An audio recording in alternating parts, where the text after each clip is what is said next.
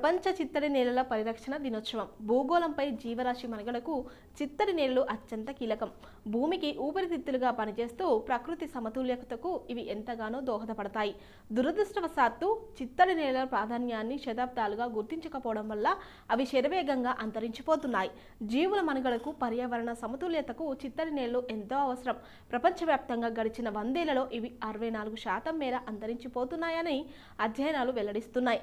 చిత్తడి నేలల ప్రాధాన్యాన్ని గుర్తించడంతో పాటు వాటి పరిరక్షణ, అభివృద్ధి కోసం కృషి చేయాలని ఇరాన్లోని రామ్లో 1971లో ప్రపంచ దేశాల మధ్య ఒప్పందం కుదిరింది. ఆ తర్వాత నుంచి ఏటా ఫిబ్రవరి 2వ తేదీన చిత్తడి నేలల పరిరక్షణ దినోత్సవం నిర్వహిస్తున్నారు. మానవాళికి చిత్తడి నేలల వల్ల కలిగే ప్రయోజనాల పట్ల అవగాహన కల్పించడం ఈ ఏడాది లక్ష్యం.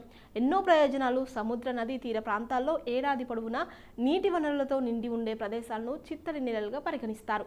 మంచినీటితో పాటు ఉప్పు నీటి సరస్సులు, తంపర, బీల భూములు, పగడపు దిబ్బలు, మాడ అడవుల తదితర 19 రకాల ప్రాంతాలు చిత్తడి నేల కిందకు వస్తాయి.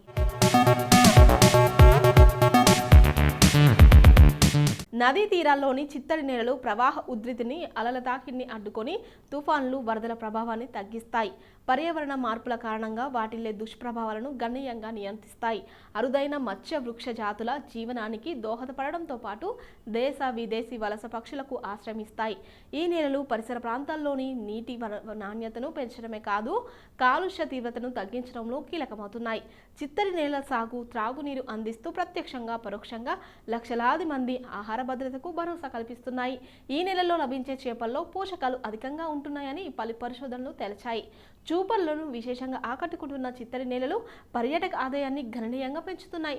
ప్రస్తుతం ప్రపంచవ్యాప్తంగా సుమారు 2400 ప్రదేశాలను రామ్సార్ ప్రమాణాల ప్రకారం చిత్తడి నేలలుగా గుర్తించారు. వీటిలో అత్యధికంగా 175 వరకు యూకేలోనే ఉన్నాయి. 142 ప్రదేశాల్లోని మెక్సికో 2వ స్థానాన్ని ఆక్రమించింది. భారత్ 1992లో రామ్సార్ ఒప్పందం చేరి చిత్తడి నేలల గుర్తింపును మొదలుపెట్టింది. 1982 నుంచి 2013 మధ్య కాలంలో 26 ప్రదేశాలను, 2014 నుంచి 23 మధ్యలో మరో 49 క్షేత్రాలను చిత్తడి నేలలుగా గుర్తించారు.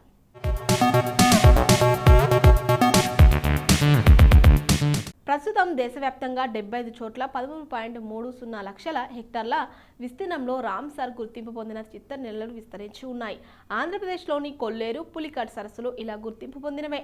రామ్సార్ ఒప్పంద ప్రమాణాలకు అనుగుణంగా ఉన్నప్పటికీ దేశంలోని అనేక చిత్తడి నేలలను గుర్తించడంలో తీవ్ర తాత్సారం జరుగుతుందన్న విమర్శలు వ్యక్తమవుతున్నాయి.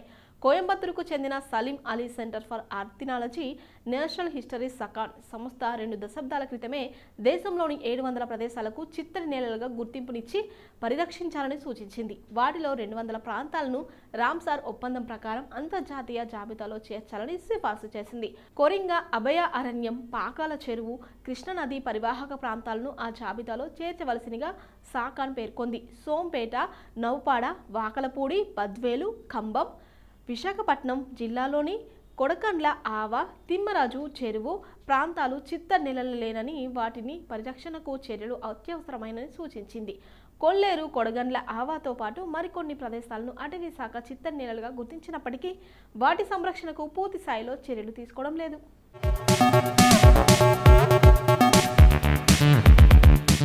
ఆసియాలో అతిపెద్ద మంచినీటి సరస్సుగా గుర్తింపు పొందిన కొల్లేరు పరిధిలో వేల ఎకరాల చిత్తడి నేలలు ఆక్రమణలకు, విధ్వంసానికి గురయ్యాయి. దాన్ని అడ్డుకొని అక్కడి నేలలను పునరుద్ధరించడంలో ప్రభుత్వం వ్యవస్థలు ఘోరంగా విఫలమవుతున్నాయి.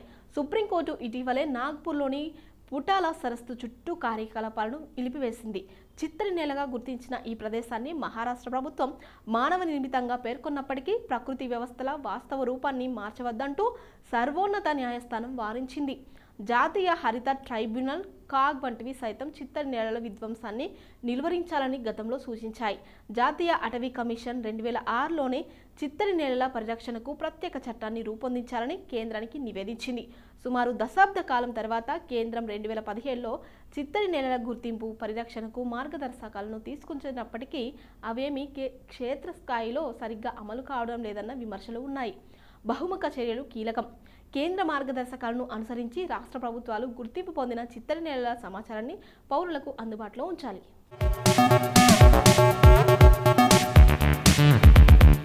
పర్యావరణ, అటవీ, వన్యప్రాణి, కోస్తా నియంత్రణ చట్టాలను వర్తింపచేయడంతో వ్యర్థ రసాయనాలు, విషపూరిత జలాలను చిత్తడి నేలలో పారబోయకుండా నిఘాను తీవ్రతరం చేయాలి. కఠిన శిక్షలు, భారీ జరిమానాలు విధించడం ద్వారా ఈ నేలల ఆక్రమణలను, విధ్వంసాన్ని అడ్డుకోవాలి. చిత్తడి నేలల పరిరక్షణ కోసం నిరుడు కేంద్రం ప్రకటించిన అమృత్ ధరోహర్ పథకాన్ని రామ్సార్ గుర్తింపు ఉన్న ప్రదేశాలకే పరిమితం చేశారు. దాన్ని మిగతా చిత్తడి నేలలకు వర్తింపచేయాలి. పర్యాటక, అటవీ, పర్యావరణ శాఖలు సంయుక్తంగా చిత్తడి నేలల పరిరక్షణకు జిల్లా స్థాయి ప్రణాళికలను రూపొందించి స్థానిక సమూహాలు, స్వచ్ఛంద సంస్థల సహకారంతో సమర్థంగా అమలుపరచాలి. ఇటువంటి చర్యలు కొరవడితే చిత్తడి నేలలు విధ్వంసం నిరాటంకంగా జరుగుతూనే ఉంటుంది. కొరవడిన సంకల్పం చిత్తడి నేలల విధ్వంసం మూలంగా పర్యావరణ మార్పుల దుష్పరిణామాలు అధికమవుతున్నాయని నిపుణులు ఆందోళన వ్యక్తం చేస్తున్నారు. వీటి పరిరక్షణకు పటిష్ట కార్యాచరణను రూపొందించి అమలుపరచాలని కోపెన్ హగెన్ వంటి ప్రపంచ స్థాయి సమావేశాలెన్నో తీర్మానాలు చేశాయి. అందుకు గట్టి సంకల్పం కొరవడడం దురదృష్టకరం. జనాభా పెరుగుదలకు తోడు పారిశ్రామిక అవసరాల కోసం చిత్తడి నేలలను మట్టితో కప్పి ఆక్రమించేస్తున్నారు. పంటల సాగు కోసం రసాయన ఎరువులు, పురుగు మందులను విచ్చలవిడిగా వినియోగిస్తున్నారు. ఆ ప్రభావం వల్ల చిత్తడి నేలలు సహజ స్వభావాన్ని కోల్పోతున్నాయి. ప్రపంచ తడి భూముల దినోత్సవాన్ని ఏటా ఫిబ్రవరి 2న జరుపుకుంటారు. 1971న ఇరానియన్ నగరమైన రామ్సర్లో తడి భూముల సమావేశం స్వీకరించబడిన తేదీ. వరల్డ్ వెట్ ల్యాండ్ 2021 థీమ్ తడి భూములు మరియు నిరూష. ఈ రోజును మొట్టమొదట 1990లో నిర్వహించారు. చిత్తడి నేలలు కాలానుగుణంగా లేదా శాశ్వతంగా నీటితో నిండిన పర్యావరణ వ్యవస్థలు.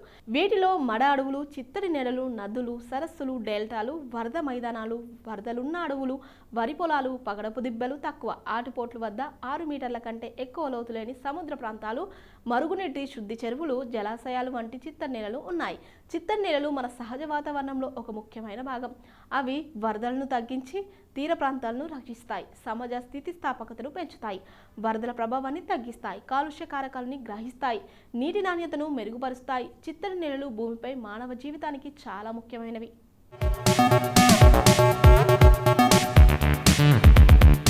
దినేష్ లాల్ యాదవ్ నిరాహువాగా ప్రసిద్ధి చెందిన భారతీయ నటుడు, గాయకుడు, నిర్మాత. భోజ్పురి భాషా చిత్రాలతో సంబంధం ఉన్న రాజకీయవేత్త. 2015లో విడుదలైన వరుసగా 5 బాక్సాఫీస్ విజయాలతో అత్యంత విజయవంతమైన భోజ్పురి నటుల్లో ఆయన ఒకరు. అతను నిరాహువా ఎంటర్టైన్మెంట్ ప్రైవేట్ లిమిటెడ్ అనే నిర్మాణ సంస్థను కలిగి ఉన్నాడు. దినేష్ లాల్ యాదవ్ 2012లో బిగ్ బాస్ 6 పోటీదారుడిగా ఉన్నాడు.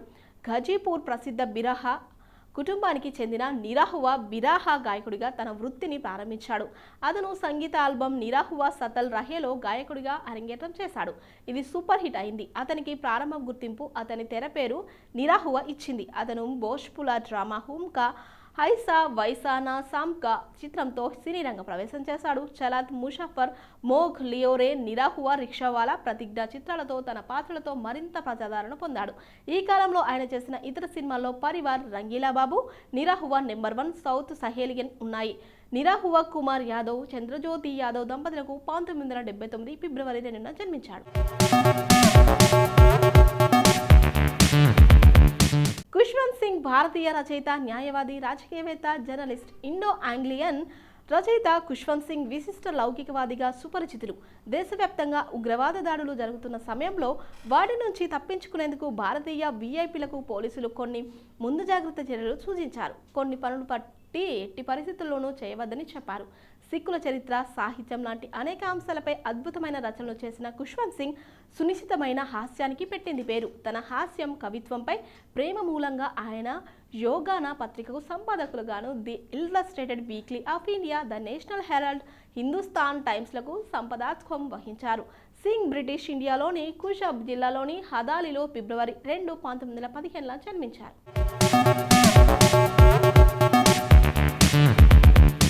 షమితా శెట్టి భారతీయ చలనచిత్ర నటి, ప్రచారకర్త. ఈవిడ బాలీవుడ్ నటి శిల్పా శెట్టి సోదరుడు ఆకాష్ నటించిన పిలిస్తే పలుకుట చిత్రంతో తెలుగు సినిమా రంగంలోకి ప్రవేశించింది. షమితా శెట్టి 1979 ఫిబ్రవరి 2న సురేంద్ర, సునంద దంపతులకు ముంబైలోని చెంబూర్లో జన్మించింది. ఫ్యాషన్ డిజైనింగ్లో డిప్లొమా పూర్తి చేసింది.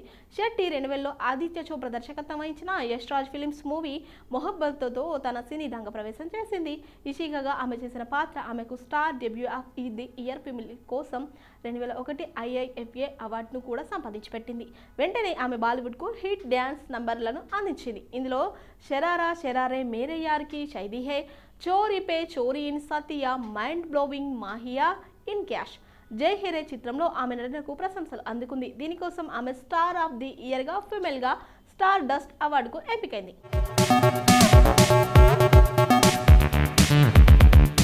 సందీప్ ధార్ భారతదేశానికి చెందిన సినిమా వెబ్ సిరీస్ నటి. ఆమె 2010లో ఈసీ లైఫ్ మే సినిమాతో సినీ రంగంలోకి అడుగుపెట్టింది.